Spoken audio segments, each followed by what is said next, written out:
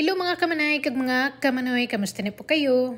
Today's video, may pupuntahan po tayo, kaya tara na, let's go! Dito tayo ngayon sa 401 Express at magpunta tayo sa isang napakamura daw. So hindi kami nag-breakfast kaya doon na kami magbabrunch. Ayan, pang-isahan na kasi para budget. So malapit-lapit na rin tayo. So bago ito natin mapuntahan duman, nakadaan kami sa Costco. So dito na nga tayo.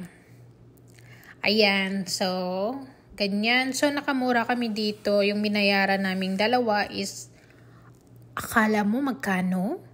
Nasa 28 lang, o diba? Dalawa na kami, tapos ang pusog pa namin. Mayroon pang kaming kape at saka lunch. Ayan.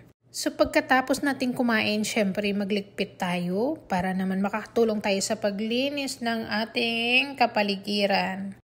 Kaya pala napakamura dito kasi kain mo, linis mo.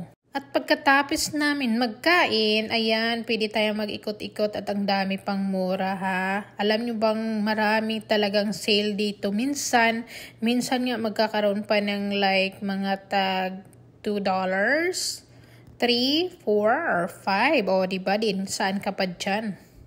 So, hindi naman natin kailangan magbili ng mahal kasi syempre nagbabudget din tayo kasi dami nating bayarin. Alam nyo na, sa panahon ngayon, kailangan natin magtipid-tipid. Aba mga manay, mga manoy, huwag aastang mayaman ha.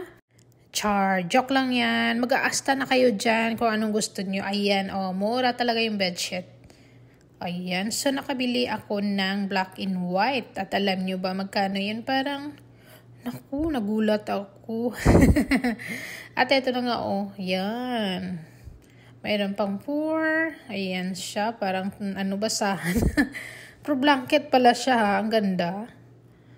Ay, yes, the best talaga, no? Napakaganda talaga sa loob.